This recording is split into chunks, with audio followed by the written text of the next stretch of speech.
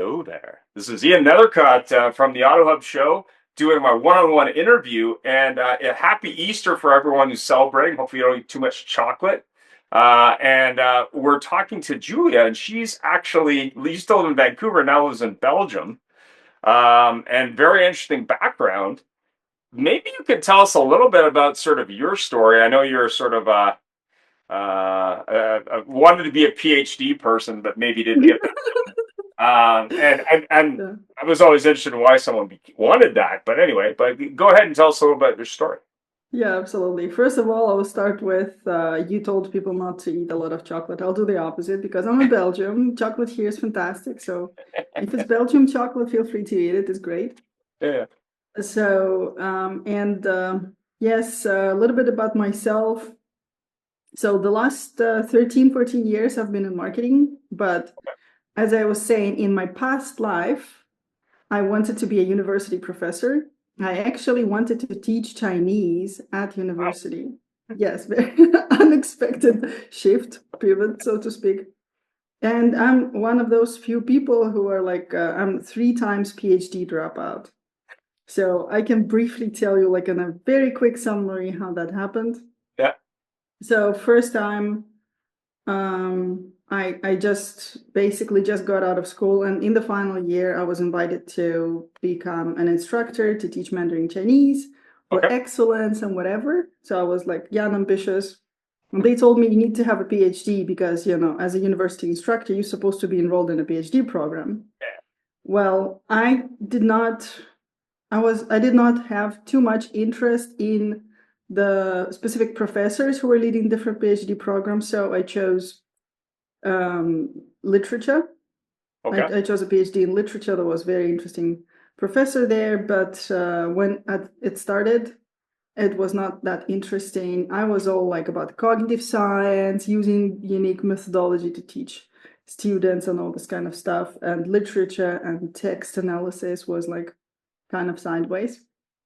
So it ended in a year. I decided to go for exchange program to China and did not come back. And I joined the Olympics marketing team, actually. That was Okay. like the beginning preview. It was in 2007, 2008. Okay. So I left in 2007, and in 2008, I kind of completed the program and did not go back to Ukraine at the time, Right. and joined the Olympic marketing team. And it was amazing because 2008 Beijing Olympics was very, very rich, I would say, in terms Okay. of like the variety of the events happening, the variety of changes happening. Google Map did not exist, guys, dinosaur age. Yeah. Google Map did not exist. And like one of the roles of my team was to talk to business owners. Specifically, it was B2B as well. So Right. kind of cool. My passion for B2B starts there. And we had to talk to business owners and tell them what is located where, and like how they can advertise their business, on how it works. So we would tell them that if tourists come and they want to go to a cafeteria, or they want to locate themselves where they are, they would give us 3 points, and we would find them on the map because Google Map did not exist. Shortly after that, I think a few months after that, Google Maps started existing. It was on Facebook and all Yeah. those good things. Yeah. I was actually in And China in 2019, and I think the only North American tech company that still existed at the time was LinkedIn. Everything else is gone. Google Maps, you'd have to download the maps before you got there because they have their own Alibaba chat and WeChat and all these other chats that do all those things as well. yeah, anyways, it was really, really fun, innovative times, and a lot of exposure to marketing, but also advertising. I was mesmerized how big giants like McDonald's and KFC and stuff like that, how they advertise in China. Mind blowing, completely different. During Beijing Olympics, for example, McDonald's was positioning themselves, for God's sake, we are Chinese. We play with China. And the gamification that they created, like I was literally taking notes. I was, taking pictures, taking notes, taking some of the advertising back home to show my students if I ever go Yeah. back. I never ended up going back. but it was quite some material. So when one of the games was happening, you could go to McDonald's and you can watch the game. And if China team wins, you get like bonus. And the bonus is every time different. You get like free burger, or you get free Yeah. ice cream. Yeah. So of course, everybody was hanging out in McDonald's watching like Yeah. on the big screen. And everybody loved McDonald's for that. And like the slogan, like, "We are Chinese, we are with you, let's celebrate together." That was so freaking powerful. Best advertising ever. Yeah, I So was yeah, at a many examples. McDonald's. What was it? Shanghai. It was Shanghai. I was at a McDonald's, and they serve fried Mhm. chicken at the McDonald's there. And I'm Yeah. like, fried chicken at McDonald's? That's odd. So I was talking to the manager who spoke pretty good English at this thing, and I'm like, okay, so you got KFC, you got McDonald's. They both make chicken here for some reason because chicken's big in that market. If you weren't familiar, Hmm. actually, one of the founders of Alibaba, he wanted to work at KFC, and then they didn't hire him for whatever reason. But the thing that was interesting, she's like, "Oh, the McDonald's chicken is better," and I was like, "Okay." Yeah, it's It was it, so it was different. interesting just because that their take on hamburgers in that market like is different. A because of some of it's lost in translation, but B, the other thing that I thought was really interesting, specifically at McDonald's and at least in Shanghai at that time, was if you had WeChat or Alibaba Pay, you could literally order food at your table with a QR code and have it delivered, not talk to anybody. You could be sitting at a table at McDonald's and just scan it, order it, Yeah. pay for it, and they deliver it to you. You don't have to talk to anybody. So I thought that was really interesting. But the other thing that I thought was really interesting in China was the experiential marketing. And there's good and bad. So the scale of high-end retail was really interesting, just the amount of stuff going on. But also what was interesting was the little differences. So I was at a mall, high-end mall in Shanghai, and everything was very high-end until you went to the bathroom. And then that was like they didn't care about that, so it looked completely different. It was kind of interesting. But the other thing that was really interesting was there was a company that in that market that makes shoes where the top of the shoe there's a zipper around the sole and you could buy like 20 different tops and then just take them Yeah. with you when you're traveling and then zipper it on and you'd have like a running shoe or a dress shoe or Yeah. whatever. But I thought it was really interesting. But there was also a high-end women's dress store that sold traditional Chinese embroidered silk dresses, I guess. And I Hmm. remember because a woman that I went there with, as part of the team from NBA, they were trying to sell these dresses, and they charge anywhere from $300 to $5,000 depending. And she was really not sure what to think of it. It was just kind of interesting, just the innovation in dealing with foreigners in that market compared to Japan, which I went on the way to China. I was in Japan for a couple of days. Was very different. But the other thing that's really interesting, fast forward to today, with the Trump tariffs on China, I don't know if you've seen what's going on this week with TikTok, but the Chinese are now attacking Trump, saying, "Hey, we make all these high-end goods for Louis Vuitton, for all this stuff, and we make them in China," and then they just stick a label on. So they're trying now to sell direct and cut out the high-end retailers, which I think is really interesting. So Yeah. in the Chinese Olympics, obviously there's a lot of different countries there. What was sort of the different countries or the different companies' take on that market? Different companies take on that market. You mean What did they you mean think? like Like, were they have experience in it that they didn't know, or they weren't sure? Like, what were they saying about the market? Like, I had a very different experience in China than I thought I would, so that's why I'm asking. Yeah, mostly we have been reaching out to businesses that were not foreign businesses, like the local businesses who Yeah. wanted to promote themselves to the foreigners. Okay. So yeah, like there was like variety of the experiences. I'm actually one of the not really related but funny experiences when I called up one of the business owners and they talked to me in some sort of dialect, like la la la la Yeah. la. Yeah. Like I could understand that because I was quite fluent in Chinese by that time. Yeah. But I responded and she asked me, "Can you please?" This is like a killer question if you want to know if the foreigner, like if it's a foreigner speaking Chinese, even no matter how fluent they are, or if it's like a local person, ask them to freaking spell the street. Like the spelling of the street by characters is like, first character like in such and such word, second character is Yeah. like in the second word. And you would never remember actually how the actual street is spelled because you don't live there and see it every single day. Like it's Right. impossible for a Yeah. foreigner. And I say, excuse me, I cannot spell the street because I'm a foreigner. And she's like, you bullshit. I was so offended. It ruined my day. I was so offended. Like I'm an actual foreigner. Well, So there's a YouTube video. A guy, I think he's a white guy. Anyway, he's at some Chinese food restaurant. I think it might be North American. Anyway, yeah. and he starts ordering in Mandarin Cantonese, and the people who work at the restaurant are just like they're like dumbfounded. They're like looking at the guy, going, "This like what I'm hearing doesn't make sense." Like it was that Yeah. kind of thing. And it was Yeah. funny because when I landed in the airport, there was this lady, and she was a very entrepreneurial. So she knew enough in every language to talk to foreigners. She had a team of drivers who didn't speak the language, but she could negotiate between them and the foreigner. And then what she would do is take payment, and then she'd put you in a cab with somebody. Now, I had prepped for this, so I had a phone that could speak different languages. I had that downloaded. But there was also a guy that was the concierge at the hotel I stayed at. And what this guy did was really interesting. So he knew that foreigners were used to Uber as a brand, but he knew that they couldn't do an Uber there. So what he did is, oh, you need an Uber, and they say, yeah. He said, no problem, let me handle that. So what he would do is he'd use WeChat or Alibaba Pay or whatever to do it, and then he'd make a spread between what they paid him and what he paid the driver.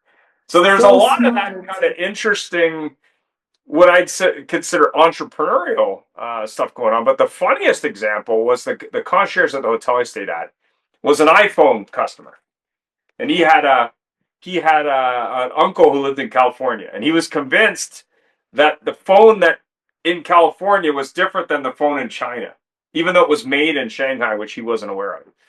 So what he did is he had his uncle buy him a phone in the U.S. and send it to him. And I said, "You realize they're made down the street, right?" You know what? Unfortunately, I should say that he's right because Oh, they are I'm made not saying he's differently. wrong. I just thought it was funny. I mean, like might be made the same, but there are definitely certain elements there, such as Oh yeah, spyware and stuff like that. not disagreeing. I mean, there was a lady in Hong Kong who had a VPN on her phone. I talked to Yeah, her for breakfast, and she was which using leads me. Netflix, and I was like, "You really think the Chinese government doesn't know that you have a VPN on your phone in Of their market? course. Are Yeah. you smoking something before you Yeah. decided this was a good idea?" Like they had routers in every room. Like these guys weren't playing around. Like it was clear that you were being monitored doing anything. Like it reminded me Mm, of Russia in the 80s. It was very even the airport reminded me of Russia in the 80s. It's like the same stick. crazy. Like brutalist architecture and massive scale, and it was very interesting. So what do you do these days? I mean, I know that you're doing innovation stuff in Vancouver, and you do it obviously in Belgium. What Yes. obviously the PhD didn't work out. What do you do Yeah. these days? What keeps you interested? Totally. So basically, I once I got exposure to marketing, I never looked back, and I worked scaling businesses, mostly in the B2B. Okay. Scaling businesses, medium-sized businesses mostly, some in the software space, some in just B2B, B2B brick and mortar businesses. Which, by the way, I think these businesses are going to make a lot of them are going to make massive comeback, especially, manufacturing and, a lot Yeah. of finance businesses are seeing a huge innovation wave because I'm working in the finance industry as well. And a lot of things that could not previously be implemented, such as investment decision making or finance related decision making, it's going to be massive step forward for a lot of these ones because they don't have to be stuck in the past anymore. I hope that the banks are going to follow the lead as well. I'm familiar with what's happening in the banking environment. It's like it's time. Let's just put it this way. Yeah, there's a So company here in town. I think they're called Neo Financial, and they do a lot of this alternative banking. And I work for a company, did some fundraising for a company that was doing automated loans the same way using AI, and and a different banking model. But what was interesting, what I think is interesting, specifically in banking, my brother works as a IT director for a large investment firm out of LA. But what I think is very interesting in banking is just the footprint of not only locations but staff. To me, that's just it's a 40-year-old model that doesn't need to exist. You don't need 100 locations in a metropolitan area with staff hanging around hoping someone shows up. I mean, to me, that makes no sense. All that should be Yeah. done virtually. Maybe you have a central location in a city or maybe one or two of them, but you don't need a bank on every corner. Like, to me, that makes no sense. And it's a massive cost. And I've been listening to a book this week and last week called Good to Great, and they were talking about the one of the examples was in banking when it went from monopoly to years ago, where they used to have like these, like fancy dining rooms and custom elevators and all this stuff way back in, I guess, in the 90s. But what I see today is, yeah, those may be gone, and banking may be a little more basic than it was in terms of that they're trying to reduce cost. But I see the actual locations, bank locations, being a thing of the past already. They just haven't adapted yet. Like, they will, I think, because, like, you have to adapt to that young consumer, that Gen Z or Beta or Millennial who doesn't physically want to go to a bank ever. Like, they're not Yeah. interested. And not just that, but a lot of financial products that currently don't exist and probably are needed for the future generations, Yep. and just the way economy also works. I remember I actually worked at a bank. It's Wow. like it was my my longest job was 1 year, which was university Chinese instructor. Okay. After that, I had a couple jobs that were like half a year or less in Okay. Canada, in Vancouver. Yeah. And the job in the bank was my last one. Mhm. And it was a BMO, by the way. Yeah. My But brother used to I work for that. remember, yeah, I remember like the educational brochures that they were giving for a population to educate themselves how you should put like $1, another $1, and eventually you have $100 by the end of the year, and you have 1% interest on top of that. You have $101.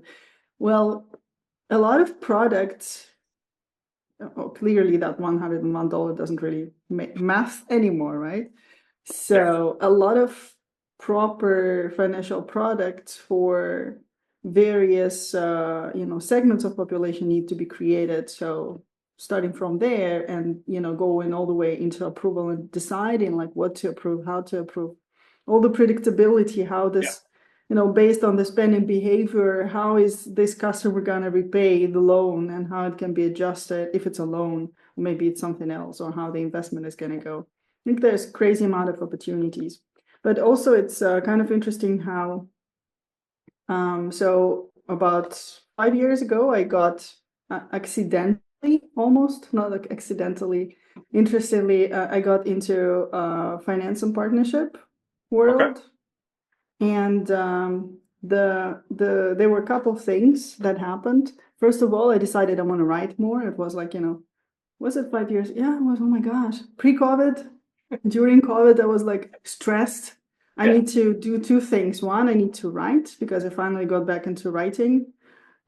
I used to write a lot before, and then in Canada, I was working like 15 hours a day. So completely that blocked my writing brain out. And now I had all the time in the world. So I returned to writing. And I was publishing some of my articles in a B2B publication, and they did not give me analytics. And then they came back to me 1 year later. It's like, oh, some of your articles are read by Bank of America and, Pfizer and Nokia and whatever. I'm like, what? And you've been published in Bloomberg. I'm like, what? I was like, oh, you didn't see analytics. I'm like, what analytics? Oh, they forgot to give me access. Well, it was a good surprise, but I wish I knew. So that was interesting. Like, so I saw like, and those were articles in like wealth management and Yeah. finance specifically. So yeah, I realized like, actually, yeah, maybe I should keep doing that. And yeah, That brings up another story. So I had sure. a class called managerial finance as part of my degree. And the prof I thought was a little bit too big for his britches when he first started the class. He said, "This is the most important class that you're going to learn about." And he was talking specifically about financial markets. And if you look in most investment advisors' office at a bank or even an investment house, they have these famous like big board with stock performance from the past. So it's like a big graph with all kinds of colors on it. So he said, okay, what's the mean average performance for the last 100 years in the U.S. stock market on average? What's that number? And there's a lot of bankers in the room because they're getting an MBA because they want to be, I don't know, venture capitalists or reverse mergers or whatever they're doing. And they're all like, oh, we don't know. So he's like, well, between 7 and 9%. And then you heard you're looking at these investment advisors or high net worth managers. There's some of them as well, and they're all like, of course, telling people they can get them 20 points on their money or whatever their stick is. And it's funny because I guess about a year and a half ago, I was in because I have a corporation. I was in getting that corporation set up, and I was talking to one of these financial advisors at a bank, and she had the same signature thing behind her. And she was talking about, mutual funds and RSPs and whatever her vehicles are. And I said, that's all the past, right? She goes, what do you mean? I go, well, that might as well be written in stone. Like it makes no difference what the past was. And she goes, well, what do you mean by that? I said, well, what's the return? I asked her the same question. She didn't have an answer. So I said, so if it's 7 to 9%, if that's 100 years of history in the U.S. stock market, it's probably more around the world, whatever. What should I pay you to do that for me? Yeah. And that was another question that she didn't have. So what got me interested in that more is I actually had a Swiss company approach me to want to help them buy companies that they invest in and flip, kind of basically is their stick. And the thing that was interesting to me about it was the challenges, to your point, is not per se the instrument. Those can be customized. The challenge is finding that opportunity. And that's really where the person needs to be not only versed, but also has to be able to market themselves and why they're different from Bob or Frank or Jane or whatever. But the banking model, where people have access to capital historically, if they met certain criteria, is broken because they're missing opportunities because they don't have a product. They just don't. Yes. Like they never Exactly. thought about it that way even. And that was kind of interesting because I was going through that process, which was multi-stage. And they were kind of thinking about it like a venture cap firm, say in San Francisco or New York, about sort of how you buy companies, how you invest, how you flip them, whatever. And I said, well, that's not really how you want to look at it, because the companies of a century ago, or even 50 years ago, or even 30 years ago, are very different from the companies today. And not only that, that change is accelerating. So those models may not work in 20 years.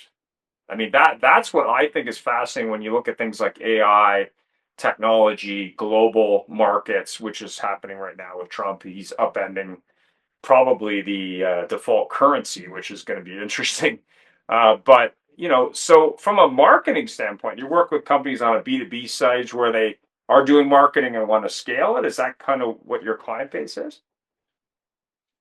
Yes. So there are three potential situations, Okay. roughly speaking. Let's put it this way. Okay. So one of them, let's say, they are, customer in B2B space, maybe software, maybe not, and they want to scale. So usually the majority of them are like in somewhere between 10 to 40 million, and they want to get 50 plus, and they are Okay. most of the time they're a little bit stuck for a certain amount of time and don't know why. And a lot of times they also want to break into new markets. Okay. So meaning they need to sell to other people, or most of the time sell differently to other people also.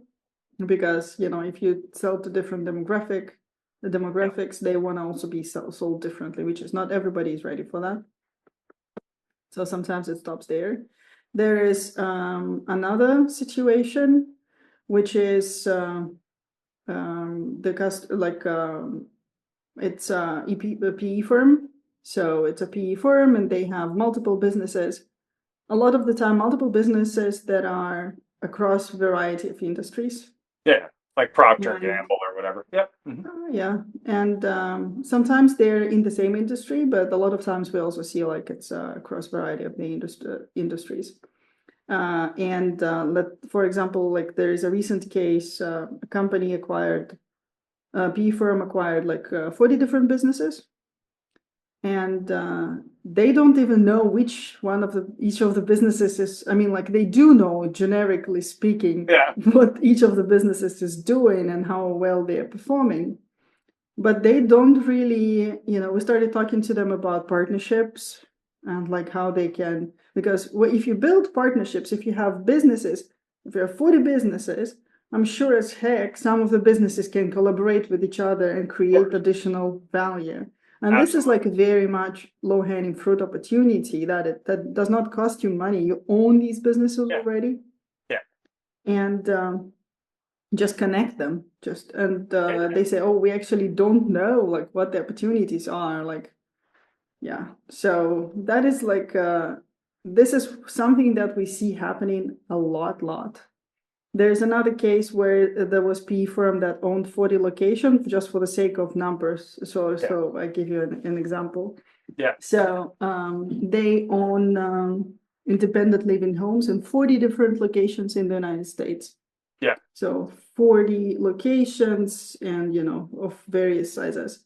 Yeah. And their customer annual value is 36,000, which is quite significant. Yeah. So they have been doing some marketing, they have been doing some radio, like they have Yeah. been doing a little bit of everything. And when we asked them about partnerships, they said like, yeah, we do have some partnerships. But across those 40 locations, they only were able to generate like 3 million. So that's nothing. That's like Yeah. less That's than fine. peanuts, less than coffee.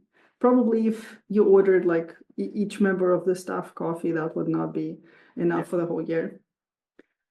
So after we implemented the partnership system, the untapped value was 170 million in total per year. 100%. Yeah.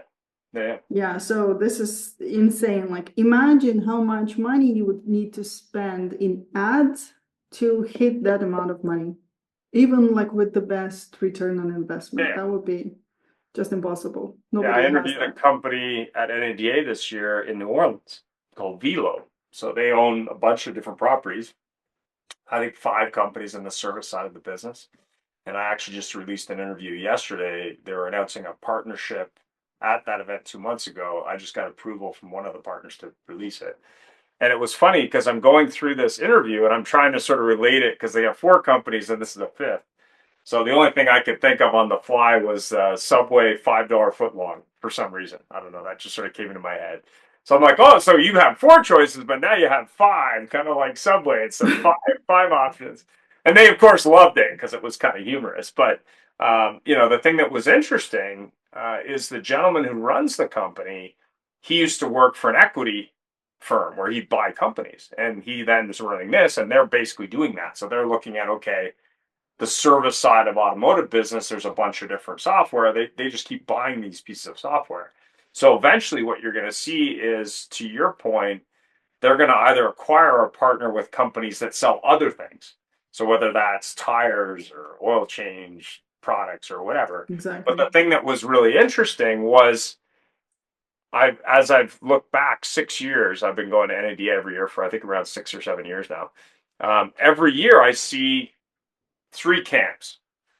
So I see the big Goliaths like Cox Automotive and CDK Global and other companies. I see them; they're a huge company. They have a lot of global revenue.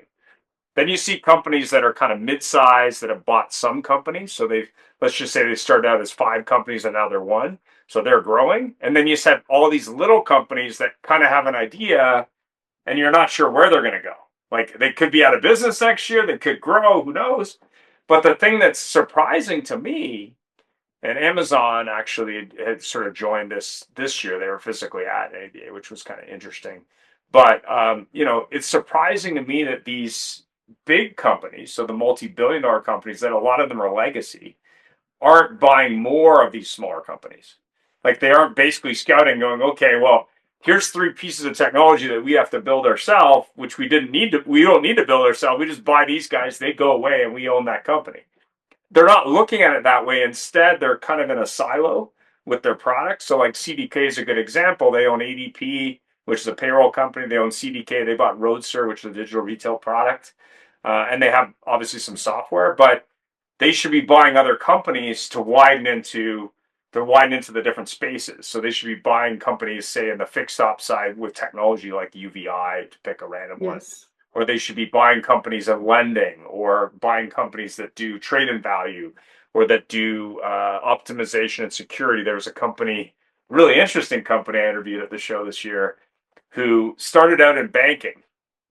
So they started out with compliance and banking because banks were messing stuff up at scale. And then they said, oh, well, we could adapt that to automotive dealerships who deal with funding, but are clowns and have, like, photocopy driver's licenses and totally insecure, and they have to be compliant. So that was kind of interesting just because they pivoted. But the thing that was really interesting is when you look at different verticals. So whether it be banking in general, consumer banking, whether it be corporate banking, whether it be retail in general, a lot of this stuff is the same. It's just a question of, to your point, okay, if I'm helping Porsche with retail, or if I'm helping Porsche with websites or customer journey or whatever that is, there's nothing to say I couldn't do the same for Louis Vuitton. It's basically the same thing. There's really no difference other than what you're selling. So those companies that are locked into a certain, vertical or silo should be saying, okay, well, why don't I then do this as well? Because it's the same problem, right? I've been reading in this book, and they're talking about the hedgehog concept. And I don't know if you're familiar with the hedgehog concept, but the story is pretty simple. There's a fox that wants to eat this hedgehog. And every day the fox, he gets, sneaky. He knows the hedgehog's going to walk around and he's going to eat it. But the hedgehog is bright, but doesn't have to move fast because he's got defenses.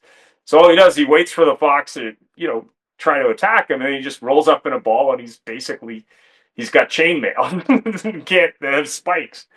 And the thing that was interesting about it is they were talking about businesses, and they were talking about examples of different businesses. And the thing that's interesting when you look at directly competitive businesses, so they were using Walgreens and one of their competitors. And they were basically, the guy at Walgreens looked at it really simply. They said, listen, for us, it's about convenience and dollars per customer spend. It's not about the amount of locations. That's irrelevant. It's about how can we be the go-to place for people in terms of convenience so they spend more. That's it. That's the whole scenario. It doesn't matter the products even. It doesn't matter the store layout. That makes no difference. I like that. It's nice. It's very, very smart. Simple. Yeah. And then they were talking about, I think it was Pitney Bowes, because Pitney Bowes was a dominant, and then they got, obliterated. So they had to adapt. But the thing that was constant, and it was interesting because they were talking about leadership, they said, well, most companies, they'll hire that bravado leader like Donald Trump, not to pick a random guy. It could be anything. It could be Lee Iacocca is another example, or the guy Carlos Ghosn from Nissan. They could hire this colorful guy who's a great speaker, but that's not the person to take their company to the next level, because without that person, there's a problem, right? Because that person goes away and they haven't built the systems out. He says what you want to hire is somebody who's a very introverted person who focuses on making that company better and building the people in place. Because they were talking about GE today, and everyone thinks of GE as a product company, but it's not a product company. GE is a management training company. That's what they do. They're probably some of the best in the world at it. So you have to figure out what your hedgehog concept is, like what you're the best at, and do that. It might take you 5 years, to your point. But once you figure that out, it's actually very easy to do it, because you just get the best in the world at that thing. And Apple's another good example. They used to have, when I worked I worked as a reseller for Apple Computer, and at the time they had like 10,000 different products that nobody understood. And then when Jobs came back, they said, no, we have 4. Well, these other products, we're not selling those no more. It was just making it simple. So I think the challenge for a lot of businesses, to your point, are they're missing the revenue opportunities that are already there. And I've been focusing on this a lot in the service show that I do on Fridays, where it's like car dealers are now worried about selling cars because of tariffs. But what they only focus on occasionally is the lifetime value of customers who are coming into their store every day for service. That's where all the money is. The selling of cars is a nice window dressing, but really all the money is in making sure that customer never goes anywhere else. Oh my gosh. That's really what it comes down to. Like, Yeah. and I think that's really where banking is a good example of this. The banking customers are captive because it's painful to switch. But if it was easy to switch, they wouldn't be captive anymore. Yep. They'd move. So the only question is, when is it going to be not painful to switch? Probably soon, would be my guess, Uh, right? Quite And then soon. they're in Yeah. trouble. Like it's like deregulation of banking back in this example with I think it was Bank of America was one of the companies. But at the end of the day, change is happening at an accelerated pace. The only question is, what are you doing as a business to not just spend money on marketing, but to think strategically on how do I grow my business in the best possible way? And I think that's pretty much what you do. You go in and you say, okay, here are the three examples. Your example one. Okay, let's take a look at the problem or the opportunity, right? Yeah. Honestly speaking, the first number one step that businesses need to face, like regardless of those examples, like be it a P, like massive PE firm, one of the PE firms I'm working with right now, I cannot even name because they Yeah, that's own fine. like a tool that everybody uses if they have a website. They Yeah, own that technology and like 90% of the market. yeah, But even them, and they're like multi-billion dollar mhm, corporation, they have massive, massive holes yep, that if they patched, they would save quite some billions. Like, yep, and those holes are not different a lot of times from $1 million businesses. yep, And that is like, I was so shocked. I mean, like, I was so shocked the first time when I saw a $50 million business, $50 million in revenue, annual revenue. When they have like, hiccups like that, I was first time shocked. Then I saw it at 100 million, and I see it at the, multiple $1 billion businesses have the same freaking problems. Don't know how they function with those problems, but they kind of figure it out on the way to do that. So that's quite interesting. I have an interesting story about acquiring those small businesses okay, go to a ahead. point because some people actually do that. So that was quite hilarious and unexpected for me when that happened. So I think like about half a year ago, maybe like 4 months ago, like I post, I don't like post every day, but like I do post sometimes on LinkedIn about innovation, scaling Yeah, businesses, compliant copy and stuff like that. But that time I decided to post something different about myself, like people don't know stuff about me, that I like manga and jazz. So I posted, like, I made this post, like, why I also like to hang out with people who like manga and jazz, and wrote a little bit about that, and posted like my, when I did my master's degree in Vancouver, I devoted the whole first page to one of my favorite manga characters because yeah, he kind of kept me alive for the whole 2 years of, struggling with that. So I right. posted that picture in my post. And director of AT&T Innovation reached out to me and said, "Oh my, I also like jazz, but we need to talk about innovation." And we had a very nice conversation. And they actually strategically were like having ears out there for innovative companies, innovative products, specifically in the finance space, by the way. Yep, Like what is existing out there that we don't have to build, that we can acquire and or invest in and or run a test in various market segments. And we're going to yep, listen to you yep, where you think we can, implement it, because they're massive. They have like lots of different, products and markets, both in Latin America and also in the United States. So that was quite eye-opening because that was something I didn't know. I mean, like I know, it happens, but when you face it, firsthand, that was quite exciting. yeah. I mean, I think what I see, and it's kind of interesting as I went through this journey because I interview a lot of people at these shows, and I've also had the opportunity to interview people who their companies have been acquired as I went through this journey. And the thing that's interesting from my point of view, and I think you're right. You want to be constantly looking at this. The thing that's interesting is a number of these guys not only sell their companies often, like they'll build a company, they'll sell it, they'll build another company, they'll sell it. The bigger players that should have someone like yourself or someone who knows that looking for that aren't doing that.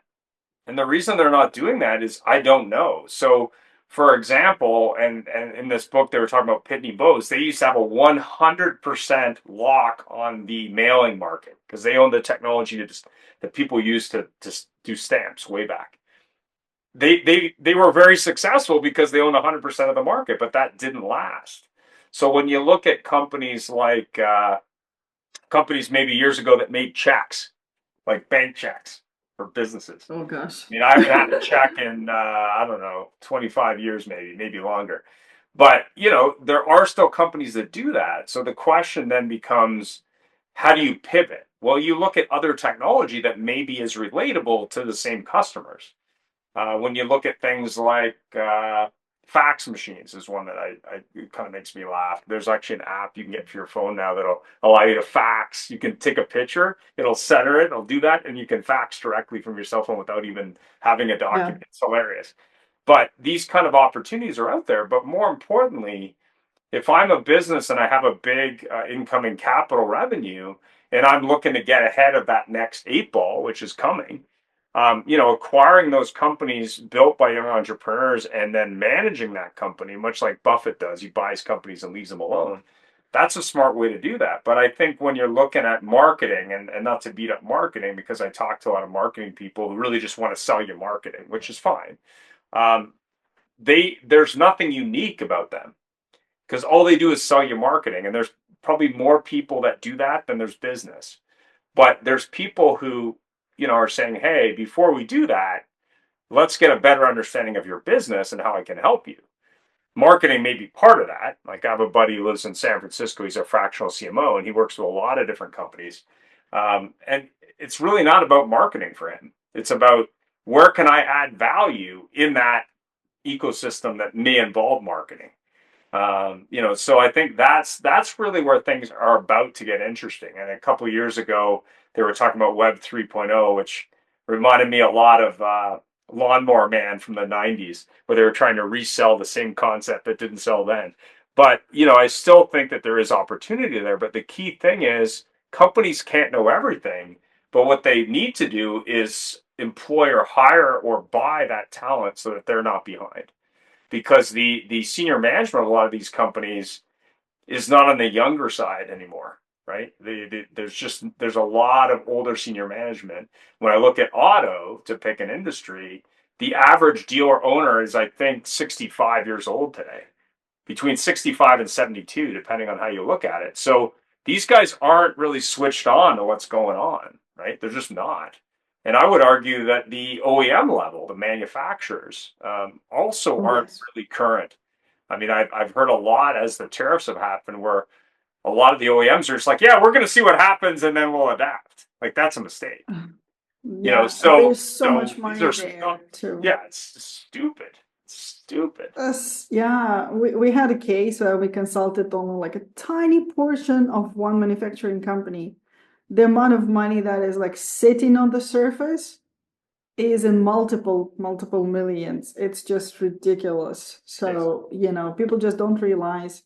And you know what's interesting? People actually practically do not realize that this money is real, like real. So you talk to them like, how much you're making. We're making like 70 million a year. Fantastic. Look here, you're losing, like it's math, right? Like it's going through, like you see, it's like, let's do the Yeah. calculation to you. It's right in front of you. You check analytics. It's like none of the numbers are invented or anything. You do the math for them because of XYZ here, like, your website or advertising. Most of the time it's just website and simple stuff, buttons. You're losing here 1.5 million. I was like, cannot be true. How a website can lose me 1.5 million? Well, math again, and like a lot of people like just don't. They choose not to believe it. So, as one of my good mentors from California, as he's saying, like a lot of times, analytics and data for people is not to make decisions, is to create their own. It's to protect their own religious beliefs about their business. So Oh yeah. Oh that's yeah. happening. I had the opportunity to work for a website company for 3 years. So I worked with I don't I've looked at probably 40,000 websites or more. And what surprised me doing that, not even selling websites, not even supporting those websites, but looking at websites at scale, like all over Mhm. the place, all kinds of websites, was the consistency of errors was shocking to me. The amount of the same error. It got to the point where I was like, wow, like these are basic things that need to be fixed. So when you're looking for a client, like what are you looking for? How can you help them? How do you work? Yeah, so most of the time, if it's a business, especially in the B2B space that is making 10 million plus and they are looking to grow, I mean, like, it's of course better if they are maybe larger revenue, but it also depends. Right, Or if they're like an investment company or PE firm that want to uncover untapped revenue. I like to find revenue in places where people don't expect.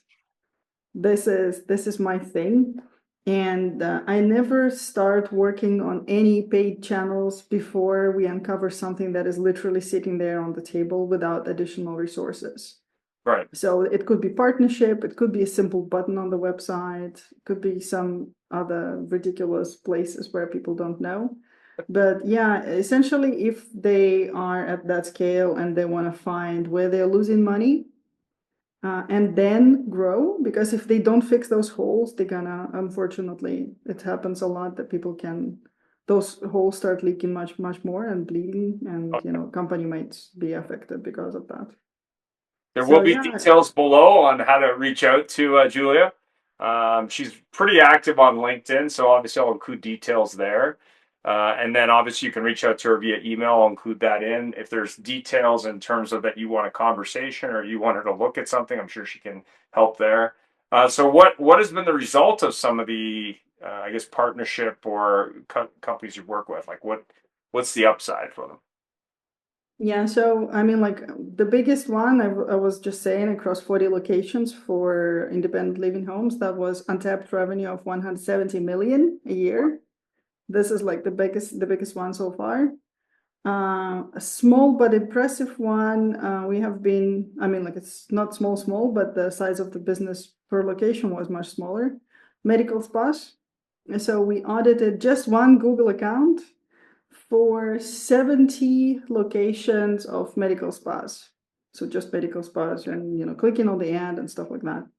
We found 6 million just in that one Google account of literally lost revenue, not untapped, not anything. You spend Right. the same amount of money, fix a few errors, you get additional 6 million a year. That was like mind blowing from just one channel. Good investment of capital to figure that out and execute on it, maybe.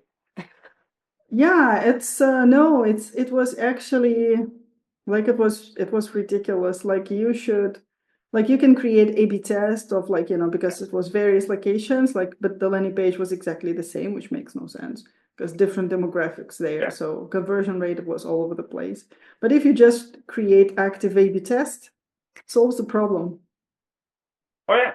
I mean, That's these finished. problems are solvable. The challenge I think some businesses have is they don't have the specialized talent in house to do that, or they don't have the specialized talent who's paying attention because they're too You busy nailed it. with the job, right?